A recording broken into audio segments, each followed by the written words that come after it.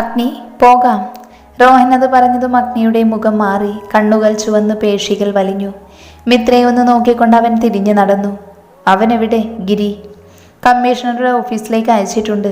ഇവിടെ നിന്ന് പോകാൻ തീരെ താല്പര്യമില്ലായിരുന്നു. പിന്നെ കമ്മീഷണറെ കൊണ്ട് നല്ല പ്രഷർ ചെയ്യിപ്പിച്ചു.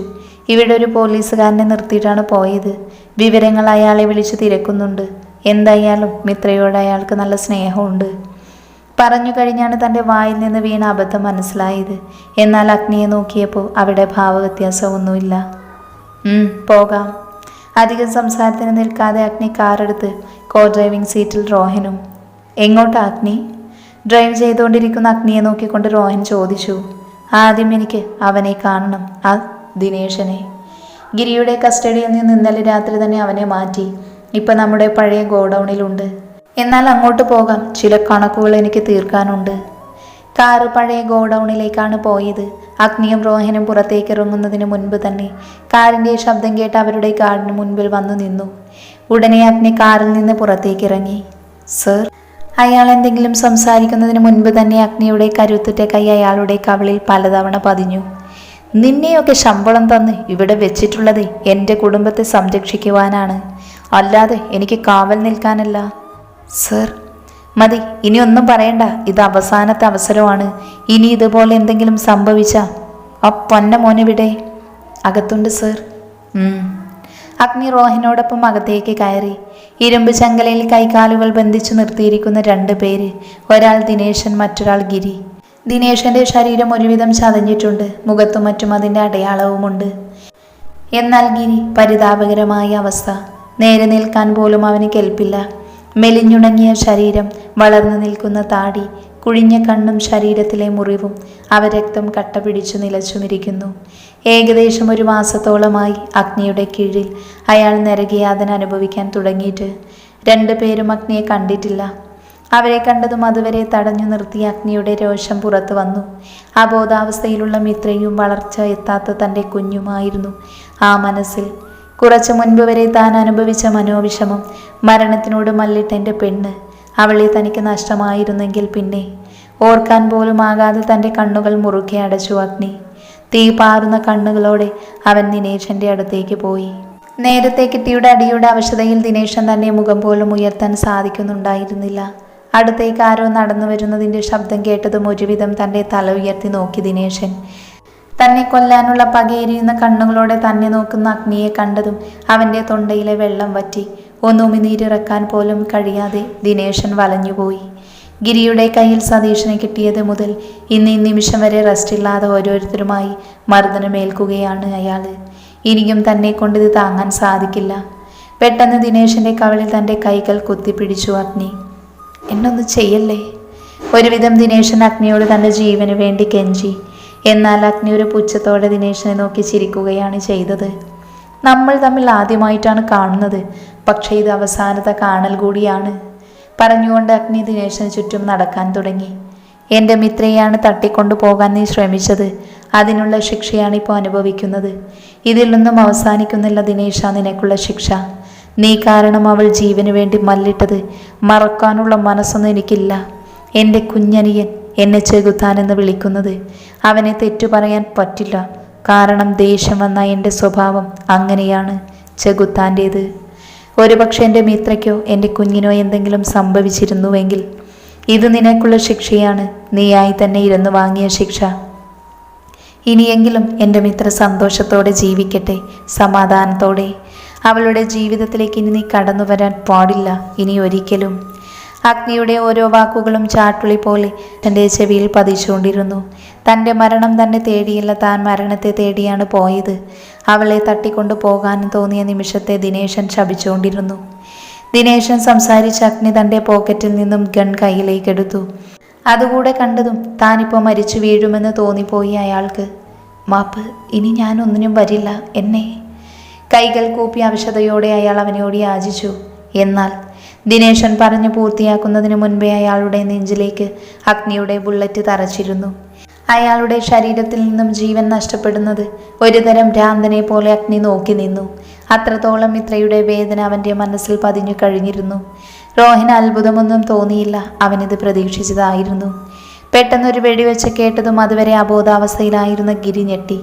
തൻ്റെ മുൻപിൽ രക്തം വാർന്നൊലിച്ച് കിടക്കുന്ന ദിനേശിനെ കണ്ടതും അവൻ ചുറ്റും നോക്കി. തൊട്ടു മുൻപിൽ ഗൺപിടിച്ച് നിസ്സാരമായി നിൽക്കുന്ന അഗ്നിയിലേക്ക് അവൻ്റെ കണ്ണെത്തി നിന്നു. അതോടെ ഗിരിയുടെ ഭയം 100 ഇരട്ടിയായി മാറി. ശരീരം ആലില പോലെ വിറയ്ക്കാനും നെറ്റിയിൽ മറ്റും വിയർപ്പ് കണങ്ങൾ രൂപപ്പെടാനും തുടങ്ങി. അവൻ്റെ മുഖത്തെ ഭയവും വെപ്രാളവും ഒരുതരം ആവേശത്തോടെ അഗ്നി നോക്കി നിന്നു. പതിയെ ഗിരിയുടെ അടുത്തേക്ക് നടന്നതും അവൻ ഭയം കൊണ്ട് പിന്നോട്ട് പോകാൻ തുടങ്ങി. എന്നാൽ അവൻ്റെ കാല് ചലിക്കുന്നുണ്ടായിരുന്നില്ല. താൻ ബന്ധനത്തിലാണ് എന്ന് പോലും അവൻ മറന്നുപോയി. ഗൺ പിടിച്ചുകൊണ്ട് അഗ്നി അവൻ്റെ അടുത്തേക്ക് നടന്നു. അഗ്നി തൻ്റെ കയ്യിലുള്ള ഗണ്ണ് ഗിരിയുടെ നെറ്റിയിലേക്ക് ചേർത്ത് വെച്ചു. പ്ലീസ്, എന്നെ കൊല്ലരുത്. ഗിരി ശബ്ദിക്കുന്നതിന് മുൻപ് അഗ്നിയുടെ ഗൺ അവൻ ഗിരിയുടെ നെറ്റിയിലേക്ക് ചേർത്ത് വെച്ചിരുന്നു. അതോടെ ശ്വാസം പോലും വിടാൻ കഴിയാതെ ഗിരി നിന്നു. ഇനി നീ സംസാരിക്കരുത്, ഞാൻ സംസാരിച്ചോളാം. മിത്ര നിന്നെ എത്രത്തോളം സ്നേഹിച്ചിരുന്നു എന്നതിനേക്കാൾ അവൾ നിന്നെ എത്രത്തോളം വിശ്വസിച്ചിരുന്നു എന്നറിയുമോ? അവളുടെ സ്നേഹത്തെയും വിശ്വാസത്തെയുമാണ് നീ തകർത്തത്. അവൾ എത്രത്തോളം വേദനിച്ചു അതിൻ്റെ ഇരട്ടി ഞാൻ നിന്നെ അനുഭവിപ്പിക്കും. അത് പറഞ്ഞുകൊണ്ട് അഗ്നി ആ ഗണ്ണ് താഴെ വെച്ചു. എന്നിട്ടൊരു ചെറിയ കത്തി കയ്യിലെടുത്തു. അതുകൊണ്ട് നിന്നെ ഞാൻ വേദന അറിയിച്ചേ കൊല്ലൂ. ഗിരിയെ നോക്കി ക്രൂരമായി ചിരിച്ചുകൊണ്ട് അഗ്നി അവൻ്റെ തോളിലേക്ക് കത്തി കയറ്റി. അത് വലിച്ചൂരിയ ശേഷം രണ്ടാമത്തെ തോളിലേക്കും കത്തി കുത്തിയിറക്കി. വേണ്ട, നീ ഇനിയും വേദനിക്കണം. ഭ്രാന്തമായി അഗ്നി അവൻ്റെ ശരീരത്തിൻ്റെ ഓരോ ഭാഗത്തേക്കും കത്തിയിറക്കി. ഗിരിയുടെ അലർച്ചയിൽ അഗ്നി അവനെ വീണ്ടും വീണ്ടും വേദനിപ്പിച്ചു. അവസാനം സഹിക്കാൻ കഴിയാത്ത മരണവേദനയോടെ ഗിരി മരണത്തിന് കീഴടങ്ങി. ഇവരുടെ ബോഡി കായലോരത്തോ മറ്റോ കൊണ്ടുപോയി കളഞ്ഞേക്ക്, രോഹൻ അടുത്ത് നിൽക്കുന്ന തൻ്റെ ഗാർഡ്സിനോട് പറഞ്ഞു. അപ്പോഴേക്കും അഗ്നി പുറത്തേക്ക് പോയി കഴിഞ്ഞിരുന്നു. തന്നെ കൂട്ടാതെ കാറിലേക്ക് കയറി അഗ്നിയുടെ പുറകെ ഓടിച്ചെന്ന് രോഹനും കയറി. അഗ്നി കണക്ക് തീർത്തില്ലേ? ഇനി എങ്ങോട്ടാ? തീർന്നിട്ടില്ല, ഒരാളെ കൂടി ബാക്കിയുണ്ട്. ആ കണക്ക് കൂടി എനിക്ക് തീർക്കണം. ഇനി ഒരു ശല്യവും ബാക്കിയാകരുത്. അഗ്നി, അത് വേണോ? കണ്ണനെ ഓർത്തെങ്കിലും. രോഹൻ പറഞ്ഞു പൂർത്തിയാക്കുന്നതിന് മുൻപ് തന്നെ അഗ്നി അവനെ ദേഷ്യത്തോടെ നോക്കിയിരുന്നു. അതോടുകൂടെ ഇനി പറഞ്ഞിട്ട് കാര്യമില്ല എന്നറിയാവുന്നത് കൊണ്ട് രോഹൻ നിശബ്ദമായി. പത്മാവതിയുടെ വീടിന് മുൻപിലേക്ക് അഗ്നിയുടെ കാറ് പ്രവേശിച്ചു. അതിൽ നിന്ന് പുറത്തേക്കിറങ്ങി അഗ്നി വീടിനകത്തേക്ക് കയറി ചെന്നു. അപ്രതീക്ഷിതമായുള്ള അഗ്നിയുടെ വരവ് കണ്ടതും എവിടെ നിന്നോ സുഭദ്ര മുന്നിലേക്ക് വന്നു. മോനെ അഗ്നി.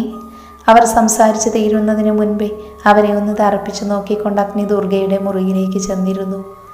ദുർഗ, കതക് തുറക്ക്. ഡോറിൽ 2 മുട്ടുമുട്ടിക്കൊണ്ട് അഗ്നി വിളിച്ചു. എന്നാൽ മറുപടിയൊന്നും ഉണ്ടായില്ല.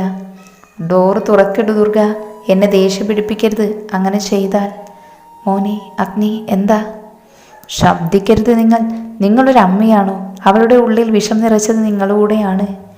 മോനെ മാറി നിൽക്ക്. അവൻ്റെ അലർച്ചയിൽ സുഭദ്ര പിന്നോട്ട് പോയി. ദുർഗ ഡോറ് തുറക്കുന്നില്ല എന്ന് കണ്ടതും അഗ്നി ഡോറ് ചവിട്ടിക്കൊണ്ടിരുന്നു. സുഭദ്ര തടയാൻ പോയെങ്കിലും രോഹൻ അവരെ പിടിച്ചു വെച്ചു. അവസാനം ഡോറ് തുറന്നു. അകത്ത് കയറിയ അഗ്നി ദുർഗയെ കണ്ടതും ആകെ വല്ലാതെയായി. നിലത്ത് ബോധമില്ലാതെ കിടക്കുന്നവൾ. നിലത്ത് സിറിഞ്ചും മറ്റും ചിതറിക്കിടക്കുന്നുണ്ട്. അഗ്നി അവളുടെ അടുത്ത് പോയി ശ്വാസം പോലും അവളിൽ നിലച്ചുപോയി എന്ന് തോന്നി അഗ്നിക്ക്. ഒരു നിമിഷം തന്നെ സ്നേഹത്തോടെ ഏട്ടാ എന്ന് വിളിച്ചു നടന്ന ദുർഗയുടെ മുഖം അവൻ്റെ മനസ്സിലേക്ക് ഓടിയെത്തി. അയ്യോ മോളെ ദുർഗ. ദുർഗയുടെ ഈ അവസ്ഥ കണ്ടതും സുഭദ്ര നിലവിളിക്കാൻ തുടങ്ങി. ആ സമയത്താണ് അടുത്ത് കിടക്കുന്ന സിറിഞ്ച് അഗ്നിയുടെ ശ്രദ്ധയിൽപ്പെടുന്നത്. അത് കണ്ടതും അവൻ അതെടുത്തു നോക്കി. കാര്യങ്ങൾ മനസ്സിലായത് പെട്ടെന്ന് അഗ്നി അവളെ കൈകളിൽ കോരിയെടുത്തു. രോഹൻ, വണ്ടിയെടുക്ക് വേഗം. ദുർഗ എടുത്തുകൊണ്ട് അഗ്നി പടികൾ ഇറങ്ങി. മോളെ ദുർഗ. ഭഗവാനെ, എൻ്റെ മോള്. അഗ്നിക്ക് പുറകെ നിലവിളിച്ചുകൊണ്ട് സുഭദ്രയും. എന്താ, എന്തു പറ്റി? മുറിയിൽ വിശ്രമിക്കുമ്പോഴാണ് സുഭദ്രയുടെ നിലവിളി പത്മാവതി കേൾക്കുന്നത്. അങ്ങോട്ട് നടന്നു വന്നുകൊണ്ട് ആവലാതിയോട് പത്മാവതി ചോദിച്ചു. അവരെ അഗ്നി തല ഉയർത്തി നോക്കി. ആ കണ്ണുകളിൽ അവരോട് വെറുപ്പ് നിറഞ്ഞു നിന്നു. എങ്കിലും ദേഷ്യത്തോടെ മുഖത്തേക്ക് നോക്കി അവൻ സംസാരിച്ചു തുടങ്ങി. നിങ്ങൾ കാരണം ജീവിതം നഷ്ടപ്പെട്ടവരുടെ കൂട്ടത്തിൽ ഒരാൾ കൂടി. ഇവളെ വളർത്തിയ ഈ നിലയിൽ എത്തിച്ചല്ലോ. ഇനിയെങ്കിലും മറ്റുള്ളവരെ ജീവിക്കാൻ അനുവദിക്കണം. നിങ്ങളെ കൊല്ലാനുള്ള പകയുണ്ട് എനിക്ക്. എന്നാൽ നിങ്ങൾ മരിക്കരുത്, ജീവിക്കണം. അതാണ് നിങ്ങൾക്കുള്ള ശിക്ഷ. മരണത്തിന് വേണ്ടി നിങ്ങൾ യാചിക്കണം. അവർക്ക് മുഖം കൊടുക്കാതെ അഗ്നി കാറിലേക്ക് കയറി. പുറകെ സുഭദ്രയും. അഗ്നിയുടെ സംസാരവും സുഭദ്രയുടെ പോക്കും പത്മാവതിയെ ആകെ തളർത്തി. മിത്രപതിയെ കണ്ണു തുറന്നതും തിരഞ്ഞത് തൻ്റെ കുഞ്ഞിനെയാണ്. ബെഡിൽ കൈകൊണ്ട് കുഞ്ഞിനെ തിരയുന്ന മിത്ര. അവളെ നോക്കി ചിരിച്ചുകൊണ്ട് നഴ്സ് പതിയെ കുഞ്ഞിനെ മിത്രയുടെ അടുത്തേക്ക് കിടത്തി. ആ കുഞ്ഞുമുഖത്തേക്ക് നോക്കിയതും അവളുടെ കണ്ണിൽ നിന്ന് കണ്ണുനീർ താഴേക്ക് പതിച്ചു. തൻ്റെ കുഞ്ഞ്. അവൾ മതിയാകാതെ വീണ്ടും വീണ്ടും കുഞ്ഞിനെ നോക്കിക്കൊണ്ടിരുന്നു. ഒരു കൊച്ചു സുന്ദരൻ. കുഞ്ഞിന് വിശക്കുന്നുണ്ടാകും, പാല് കൊടുക്കണം. മിത്രയെ നോക്കിക്കൊണ്ട് അത് പറഞ്ഞ് നഴ്സ് പാല് കൊടുക്കാൻ സഹായിച്ചു. മിത്ര പതിയെ കുഞ്ഞിന് പാല് കൊടുത്തു. അവളിലെ അമ്മ ആത്മനിർവൃതി അടഞ്ഞു. അവളിലെ സ്ത്രീ പൂർണ്ണയായി. തൻ്റെ കുഞ്ഞ് കാണാൻ സാധിക്കുമെന്ന് വിചാരിച്ചതല്ല. അല്പസമയത്തിനു ശേഷം ജാനകി മിത്രയെയും കുഞ്ഞിനെയും കാണാൻ അകത്തേക്ക് വന്നു. കുഞ്ഞിനെ എടുക്കാൻ സാധിച്ചില്ലെങ്കിലും അവർ അവനെ വാത്സല്യത്തോടെ നോക്കി നിന്നു. അല്പസമയത്തിനു ശേഷം ഡോറ് തുറന്ന് അഗ്നി മുറിക്കകത്തേക്ക് വന്നു. അഗ്നി മിത്രയെ ശല്യം ചെയ്യാതെ കുഞ്ഞിനടുത്തേക്ക് നിന്ന് ദൂരെ നിന്ന് അവനെ നോക്കി. ഇടയ്ക്ക് ആ കണ്ണുകൾ മിത്രയിലേക്കും നീണ്ടു. മിത്രയുടെ വാടി തളർന്ന മുഖം അവനെ തെല്ലൊന്നു ഉലച്ചു. എങ്കിലും അവളുടെ അടുത്തേക്ക് പോകാനോ നെറുകയിൽ തലോടാനോ അവൻ മുതിർന്നില്ല. തൻ്റെ ഹൃദയത്തെ അവൻ അടക്കി നിർത്തി. കണ്ണുകൾ നിറഞ്ഞു വന്നതും ഒന്നും സംസാരിക്കാതെ അവൻ മുറിയിൽ നിന്ന് പുറത്തേക്കിറങ്ങി. അവൻ പോകുന്നത് മിത്ര നോക്കി നിന്നു. തൻ്റെ മകളുടെ ഉള്ളിൽ താൻ കുത്തിവെച്ച പണത്തിനോടുള്ള ആർത്തിയാണ് അവളെ ഈ അവസ്ഥയിൽ എത്തിച്ചത് എന്നുള്ള കുറ്റബോധം സുഭദ്രയെ പിടികൂടി. ഇപ്പോൾ പൂർണ്ണമായും മകളുടെ കൂടെ ഡി അഡിക്ഷൻ സെൻറ്ററിൽ തൻ്റെ ജീവിതം ചിലവഴിക്കുകയാണവർ. സഹായത്തിന് കണ്ണനുമുണ്ട്. ഡിസ്ചാർജായ ഉടനെ മിത്രയെയും കുഞ്ഞിനെയും കണ്ടതിനു ശേഷം പുറപ്പെട്ടതാണ്. പിന്നെ പത്മാവതി മകളുടെ കുറ്റപ്പെടുത്തലും പേരക്കുട്ടിയുടെ ദയനീയാവസ്ഥയും അവരുടെ ശരീരവും തളർത്തി. ഒരു ബെഡിൽ മറ്റുള്ളവരുടെ കരുണയ്ക്ക് വേണ്ടി കാത്തു കിടക്കുകയാണവർ. ഒരു ഹോം നേഴ്സാണ് നോക്കുന്നത്. മരണത്തിന് വേണ്ടിയുള്ള കാത്തിരിപ്പിലാണിപ്പോൾ അവർ. ഈ നരക ജീവിതം അവർക്ക് മടുത്തു കഴിഞ്ഞു. എന്നാൽ മരണത്തിന് പോലും അവരെ വേണ്ട. സ്വയം ശപിച്ച് നരകിച്ചു ജീവിക്കുന്നു. പിന്നീടുള്ള ദിവസങ്ങളിൽ മിത്രയെ മുറിയിലേക്ക് മാറ്റി. കുഞ്ഞിൻ്റെയും മിത്രയുടെയും ആരോഗ്യനില ഒരുവിധം മെച്ചപ്പെട്ടു വന്നു. അഗ്നി വല്ലപ്പോഴും പോയി കുഞ്ഞിനെ കാണുമെങ്കിലും മിത്രയ്ക്ക് മുഖം കൊടുക്കാനോ അവളോട് സംസാരിക്കാനോ അവൻ മുതിർന്നില്ല. ജാനകി മിത്രയോടൊപ്പം ഹോസ്പിറ്റൽ താമസിച്ചു. അഗ്നി ഹോസ്പിറ്റൽ തന്നെ ഉണ്ടാകുമെങ്കിലും അധികം മിത്രയുടെ അടുത്ത് പോകാറില്ല. പോകുവാണെങ്കിൽ തന്നെ മിത്ര ഉറങ്ങുമ്പോൾ ആയിരിക്കും. ആ ദിവസങ്ങളിൽ മിത്രയും അഗ്നിയെ തിരക്കിയില്ല. കുഞ്ഞിൻ്റെ ജനനത്തോടെ അവർ ഒന്നിച്ചൊരു ജീവിതം തുടങ്ങുമെന്ന് പ്രതീക്ഷിച്ചവർ നിരാശയിലായി. എങ്കിലും അതിലിടപെടാതെ അവർ പരസ്പരം പറഞ്ഞു തീർക്കട്ടെ എന്ന് കരുതി ആരും ഇടപെട്ടില്ല. ഇന്നാണ് മിത്ര ഡിസ്ചാർജായി വീട്ടിലേക്ക് എത്തിയത്. ഫോർമാലിറ്റീസ് എല്ലാം കംപ്ലീറ്റ് ചെയ്ത് മിത്രയെയും കുഞ്ഞിനെയും വീട്ടിലേക്ക് കൊണ്ടുവന്നു. ഹോസ്പിറ്റലിൽ നിന്ന് വന്നൊന്ന് ഫ്രഷായി മിത്ര ബാൽക്കണിയിലേക്ക് പോയി. ഇതുവരെ തൻ്റെ ജീവിതത്തിൽ നടന്ന ഓരോ കാര്യങ്ങളിലും വീണ്ടും അവളുടെ ഓർമ്മ സഞ്ചരിച്ചു. പെട്ടെന്നുള്ള കുഞ്ഞിൻ്റെ കരച്ചിലാണ് അവളെ ഉണർത്തിയത്. കുഞ്ഞിനടുത്തേക്ക് ചെന്ന് അവന് പാല് കൊടുത്തു. കുഞ്ഞിനെ കിടത്തിയതിനു ശേഷം അവൾ തിരഞ്ഞതും എന്തിലോ തടഞ്ഞു വീഴാൻ പോയി. എന്നാൽ അപ്പോഴേക്കും അവളെ അവൻ പിടിച്ചിരുന്നു. പരസ്പരം ആദ്യമായി അവരുടെ മിഴികൾ കൊടുത്തു. വിടരുന്ന മിത്രയുടെ കണ്ണുകളിലേക്ക് അഗ്നി നോക്കി നിന്നു. മിത്ര പതിയെ അഗ്നിയെ പുറകിലേക്ക് തള്ളി. അതോടെ അഗ്നി പതിയെ മിത്രയിൽ നിന്ന് അകന്നു മാറി. എനിക്ക് കുറച്ച് സംസാരിക്കാനുണ്ട്. അത്രമാത്രം പറഞ്ഞ് അഗ്നി ബാൽക്കണിയിലേക്ക് പോയി. പുറകെ മിത്രയും. ബാൽക്കണിയിലിരിക്കുന്ന അഗ്നിയുടെ അടുത്തേക്ക് മിത്ര പോയി. അവളെ നോക്കിക്കൊണ്ട് കയ്യിലുള്ള ഫയൽ അഗ്നി മുന്നിലേക്ക് വെച്ചു. തൻ്റെ മുൻപിലുള്ള ഫയലിലേക്കും അഗ്നിയുടെ മുഖത്തേക്കും മിത്ര സംശയത്തോടെ നോക്കി നിന്നു. ഇത് ഡിവോഴ്സ് പേപ്പറാണ്. ഞാൻ സൈൻ ചെയ്തിട്ടുണ്ട്. പറഞ്ഞത് വിശ്വസിക്കാനാവാതെ മിത്ര അവൻ്റെ മുഖത്തേക്ക് നോക്കി. അഗ്നിയുടെ കണ്ണുകൾ ചുവന്ന് നിറഞ്ഞിട്ടുണ്ട്. മിത്ര അവൻ്റെ മുഖത്തേക്ക് നോക്കിയതും പെട്ടെന്ന് അഗ്നി മുഖം തിരിച്ചു. ഇനി നിനക്ക് സ്വാതന്ത്ര്യത്തോടെ ജീവിക്കാം. ഞാൻ നിന്നെ ശല്യം ചെയ്യില്ല. എല്ലാത്തിനും നിന്നോട് മാപ്പ് ചോദിച്ചു. ഞാൻ നിന്നെ സ്വതന്ത്രമാക്കുന്നു. നിനക്ക് നിൻ്റെ ഇഷ്ടത്തിനുള്ള ജീവിതം തിരഞ്ഞെടുക്കാം. അവിടെ ഞാൻ ഒരിക്കലും തടസ്സമാവില്ല. കുഞ്ഞിൻ്റെ കാര്യത്തിൽ നീ എന്ത് തീരുമാനിച്ചാലും എനിക്ക് സമ്മതമാണ്. അവസാനമായി ഒന്ന് മാത്രം എനിക്ക് നിന്നോട് പറയാനുണ്ട്. നിന്റെ ജീവിതം തകർത്തത് ഞാനാണ്. നിന്നെ ഒരുപാട് വേദനിപ്പിച്ചു, അപമാനിച്ചു. നിന്റെ ജീവൻ അപകടത്തിലാക്കാൻ പോലും കാരണം ഞാനാണ്. നീ എന്നോട് ക്ഷമിക്കണം. ഈ ജന്മം നീ തരുന്ന എന്ത് ശിക്ഷയും അനുഭവിക്കാനും ഞാൻ തയ്യാറാണ്. എല്ലാ കുറ്റവും ഏറ്റുപറഞ്ഞ നിയമത്തിന് മുൻപിൽ കീഴടങ്ങാനും ഞാൻ തയ്യാറാണ്. മാപ്പ്. അവസാനമായി നിറഞ്ഞ കണ്ണുകളോടെ കൈകൂപ്പി അഗ്നി പറഞ്ഞു. അവനെ അല്പസമയം നോക്കി നിന്നതിനു ശേഷം മിത്ര സംസാരിച്ചു തുടങ്ങി. നിങ്ങളോട് ക്ഷമിക്കാൻ ഈ ജന്മം എനിക്ക് സാധിക്കില്ല. അത് കേട്ടതും അഗ്നി തല ഉയർത്തി നോക്കി. അവളുടെ ശബ്ദം ഉറച്ചതാണ്. അതുകൊണ്ട് നിങ്ങൾക്ക് ഡിവോഴ്സ് തരാതെ ഈ ജീവിതകാലം മുഴുവൻ എന്നെ സഹിക്കുക എന്ന ശിക്ഷയാണ് ഞാൻ നിങ്ങൾക്ക് വിധിക്കുന്നത്. അഗ്നി മനസ്സിലാകാതെ മിത്രയെ നോക്കി. ഇന്ന് ഈ നിമിഷം മുതൽ മദ്യപാനവും റോട്ടിൽ കിടന്ന് അടിയുണ്ടാക്കലും അസമയത്ത് വീട്ടിൽ വന്ന് കയറലും നിർത്തിക്കൊള്ളണം. എൻ്റെയും കുഞ്ഞിൻ്റെയും കാര്യത്തിൽ ഒരു കുറവും ഉണ്ടാകാതെ എനിക്ക് നല്ലൊരു ഭർത്താവായും നമ്മുടെ കുഞ്ഞിന് നല്ലൊരു അച്ഛനായും ജീവിക്കണം. അതാണ് നിങ്ങൾക്കുള്ള ശിക്ഷ. മിത്ര പറഞ്ഞത് വിശ്വസിക്കാൻ കഴിയാതെ അഗ്നി അവളെ നോക്കി നിന്നു. മിത്ര അവൻ്റെ അടുത്തേക്ക് പോയി ആ ഫയൽ കയ്യിലെടുത്തു. ഇതിൻ്റെ ആവശ്യമുണ്ടെന്ന് എനിക്ക് തോന്നുന്നില്ല. കാരണം നിങ്ങളെ മനസ്സുകൊണ്ട് ഞാൻ അംഗീകരിച്ചു കഴിഞ്ഞു. മിത്രയുടെ വാക്കുകൾ അഗ്നിയിൽ ഒരു കുളിർമഴയായി പെയ്യിച്ചു. സന്തോഷമടക്കാൻ കഴിയാതെ അവൻ മിത്രയെ കെട്ടിപ്പിടിച്ച് പൊട്ടിക്കരഞ്ഞു. അവളുടെ കൈ അവനെയും തിരിച്ചു പുണർന്നു. പരസ്പരം ആദ്യമായി പ്രണയത്തോടെ. എന്നാൽ എല്ലാം കണ്ടുകൊണ്ട് 3 പേരിൽ ഒരാളുടെ കണ്ണ് സങ്കടം കൊണ്ടും മറ്റുള്ള 2 പേരുടെയും കണ്ണ് സന്തോഷം കൊണ്ടും നിറഞ്ഞു. ദിനേശിനെയും ഗിരിയെയും കൊന്നത് അഗ്നിയാണ് എന്നുള്ളതിൻ്റെ എല്ലാ തെളിവുമായി അവനെ അറസ്റ്റ് ചെയ്യാൻ വന്നതാണ് ഗിരി. ഇത്രനാളും ഇതിനു വേണ്ടിയുള്ള ഓട്ടപ്പാച്ചിലായിരുന്നു. എന്നാൽ അവരുടെ സംസാരം കേട്ടതും അവൻ്റെ കയ്യിൽ നിന്നും വിലങ്ങ് താഴേക്ക് പതിച്ചു. മിത്രയെയും അഗ്നിയെയും ഒന്ന് നോക്കിക്കൊണ്ട് ഗിരി പുറത്തേക്ക് നടന്നു. ജാനകിയും റോഹനും സംസാരിച്ചുകൊണ്ടിരിക്കുമ്പോഴാണ് ഗിരി വീട്ടിലേക്ക് കയറി വരുന്നത്.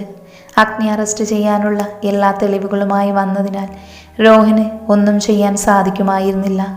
എന്നാൽ മുറിയിലേക്ക് വന്നവർ അവിടെ നടക്കുന്നത് കണ്ട് ഞെട്ടി. ഇപ്പോഴും മിത്ര തൻ്റെ ഹൃദയത്തിലുണ്ട്. അവളെ മറക്കാൻ തനിക്ക് സാധിക്കുമോ എന്നറിയില്ല.